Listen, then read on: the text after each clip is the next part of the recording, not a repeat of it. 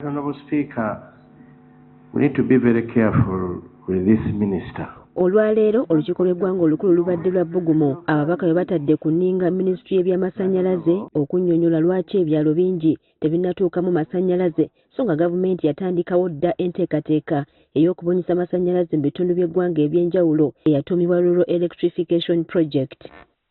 Okutuusa okwemulugunya kwabwe buli mubaka asobodde aweereddwa omukisa okunnyonnyola buti ebbula ly'amasannyalaze bwe lizingamizaamu enkulaakulana mu kitundu gy'ava. Nyaruguru, we have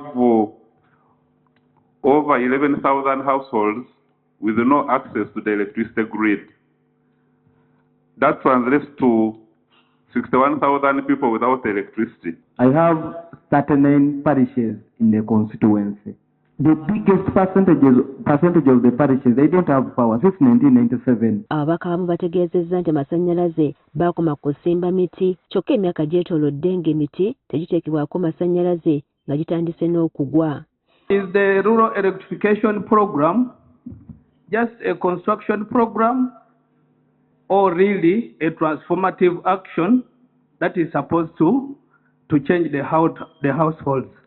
Waffe ekyamasannyalaze kibadde bulungi kubanga 15 years ago baateekayo ebikondo naye nga tebaabikonektingako wires. Abalala bagamba nti masannyalaze gaakoma ku kkubo nga bwe weeyongerayo mu byalo enzikiza ebula okubatta ekiteeka ebyobulamu n'ebyenjigiriza mu matigga. The electricity is just along the road. Maybe very few schools and very few health centers are benefiting from electricity. Those ones which are far away from the road don't have. Waliwo n'abamu abategeezezza nti transformer zaabwe zaafa kyokka nga kitutte ebbanga kumpi lya mwaka mulamba ng'ensonga eno tegonjoolwa. In places of Omukagorora, Wamuhiji, Buyenje, and Malpapati in Bisya, we've had transformers which went down 5 months back. To date, nothing has ever been done, and we have schools, we have hospitals, so it really beats my understanding to begin, or I'm inclined to think that maybe it's the public service mentality of doing things. Waliwo n'ababaka bava mu bizinga abategeezezza nga bo bwe balabika okuba nga beerabirwa nti nabo bannayuganda abeetaaga amasannyalaze. For some of us who are having islands, we are not seeing this very being affected. The connection of hydroelectric power to islands. I have Busi Islands. We are praying that really you work on electricity in the islands. Okusinziira ku babaka ebitundu ebimu byasommuka dda mu byenkulaakulana kyokka olw'obutaba na masannyalaze embeera ekyali nzibu.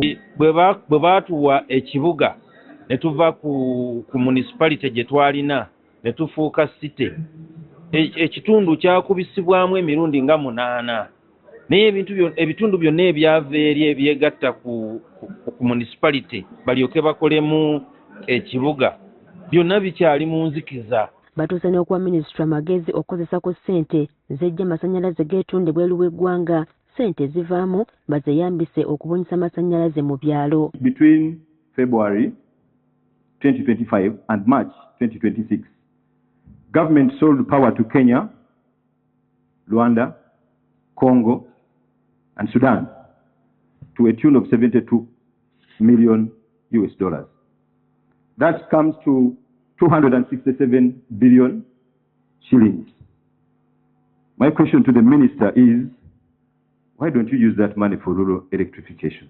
Minisita omubezi w'amasannyalaze Okasai Opolot agumizza ababaka nga bwe waliwo enteekateeka endala eziri mu kukolwako okwongera ku mulimu gw'okubunyisa amasannyalaze nga kisinza okutunuulirwa ng'emasomero, amalwaliro n'ebibuga ebitonotono. Uganda Rural Electrification Access Project Phase 2, and this one is going to cover 49 districts, and this one is going to target 352 schools, and this is an area of our concern, and then it's also going to cover 282 health centers. Number 2, Large Mine Electrification Support Project. This one is also meant to cover 34 districts countrywide. Ng'ogyeko omulanga gw'okubunyisa amasannyalaze mu byalo ensangi zino okwemulugunya ku buweereza bw'ekitongole ky'amasannyalaze be baana baliwo mu bannayuganda ab'enjawulo ekitegeeza nti gavumenti ng'erwana okutuusa amasannyalaze mu byalo n'agaliwo gasanyiganywezebwe nga baagwa omugaso eri abo abagakozesa. Priska Namulema agaffeeyo ku Spark TV.